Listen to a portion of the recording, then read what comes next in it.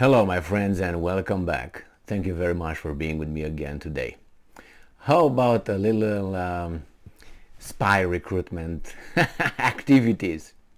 Well, these occurred all the time in the realm of international warfare, especially in the underground hidden sphere of the spy world. In this case, we have the Russians who complain to the Dutch that they not only allow, but they do not try to intervene with the so-called spy approach and attempts to buy them off. And we have here some examples provided by this article where you have foreign agencies trying to recruit Russian, how should I put it nicely, embassy workers, in this case in the Netherlands. The spy world is a very, very interesting world, and if it's so, I don't know, interesting, it's also very dangerous, because you simply do not exist as an individual if you get caught and you try to be debriefed by the other side. Now, Sputnik has this article from the 31st of October 2022. This is the title: Russian Foreign Ministry summons Dutch ambassador over intelligence provocations. There are some rules in the spy world, let's put it this way. And obviously those rules are, followed here and there, but then obviously they're also violated.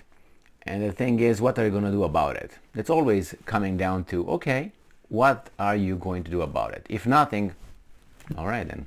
And believe me, this what's happening here, it's not going only one way. It goes both ways. Always, actually.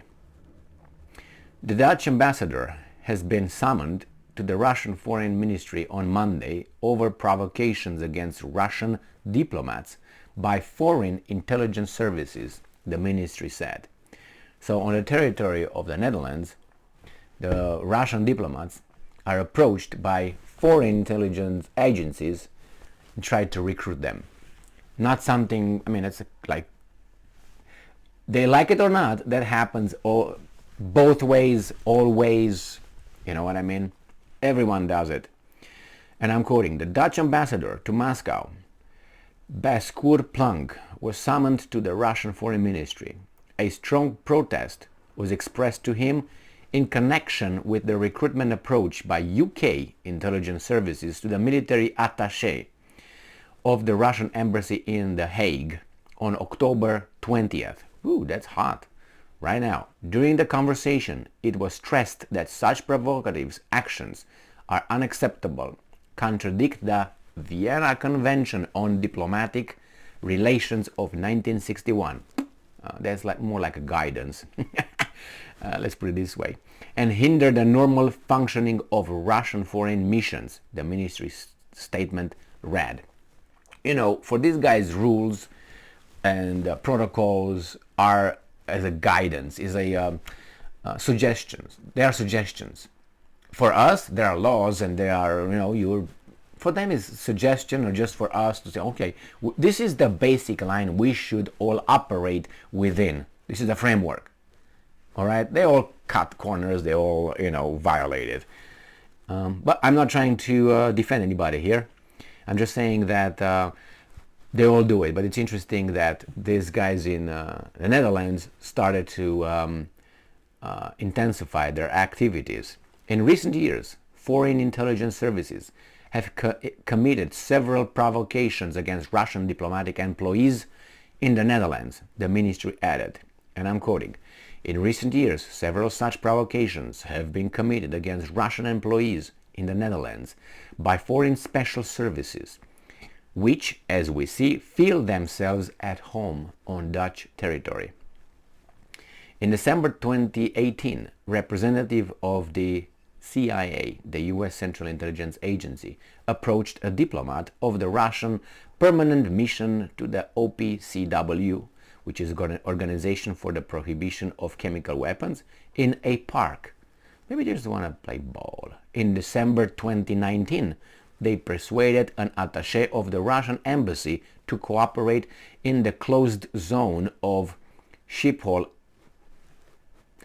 Airport in Amsterdam, the statement said. So they have here a few examples. According to the Russian Foreign Ministry, Dutch authorities and law enforcement agencies do not stop such illegal actions, but also take part themselves. So the Dutch not only, make sure that they prosecute this kind of illegal activities under the guidances, international guidances, but they take part themselves. So that means they facilitate that in April, and maybe they try to do that as well. And I'm quoting, because this is about a Dutch guy. In April, employees of the Dutch Special Services tried to recruit 3 Russian diplomats who had previously been declared persona non grata. So you say, we're going to get out, but how about you work for us. When you go back to Russia, you're going to give us some information. In July 2020, tracking equipment was found in the car of a diplomat of the embassy in The Hague during regular maintenance check. The ministry said, well, don't you think that is like an everyday occurrence in that kind of world? The Russian Foreign Ministry calls on Dutch authorities to refrain from unfriendly actions that lead to further degradation of bilateral relations. Again, the Russians do not acknowledge that these guys are not partners. These guys are enemies. You don't talk like that to an enemy. He's talking about degradation in their relations. What are you talking about? These guys, which is the Netherlands, I have to say, they're pushing for more sanctions. They are at the forefront of sanctioning Russia. That means hurting Russia. Now, the Netherlands also provides with a lot of aid to the people of Ukraine who die for the interests that actually are behind all these little countries and big countries. So I think the Russians should acknowledge the fact that there's no partnership or bilateral relations or, partner and collaborators or whatever you want to call them. No, you have to cross that threshold where it says enemy and something else. Because you can have friends, you can have acquaintances, you can have people that you don't know, you don't care, and you have enemies.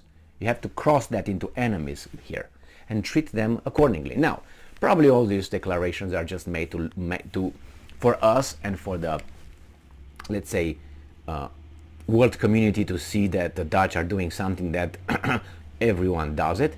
But it doesn't matter. It's just a PR,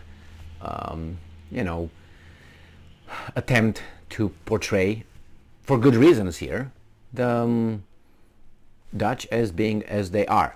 I'm not surprised with this. It's just interesting that the Russians are coming out and saying, don't you think that, for instance, the Dutch or the Americans or the Brits, they cannot come out and say, hey, how about that, when you guys try to take our guys and recruit them?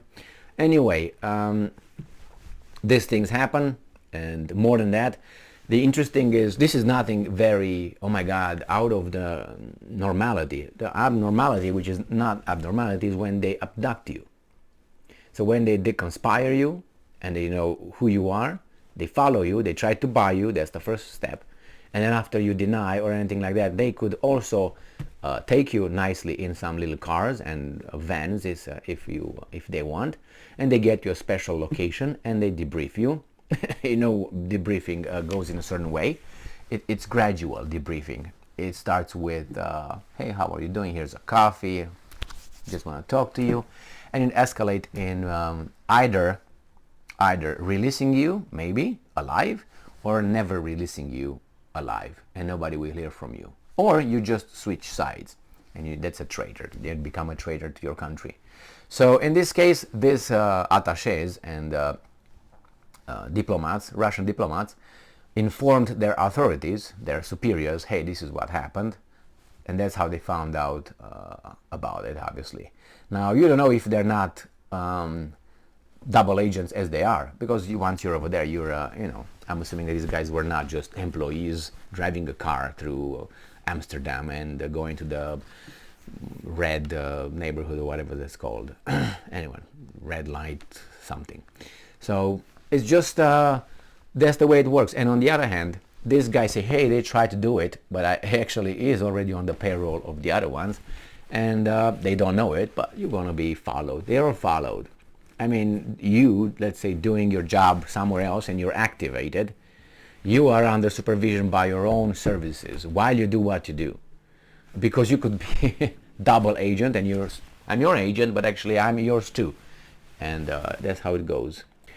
So this world is, I think, more intriguing and interesting than the war, because the war is kind of right there in the open. This is very much under the table, and it has a lot of stressful and very, like war, negative consequences, but it could be very, very rewarding. Thank you very much for being with me again today. Stay strong, stay smart, look for the truth, and be just.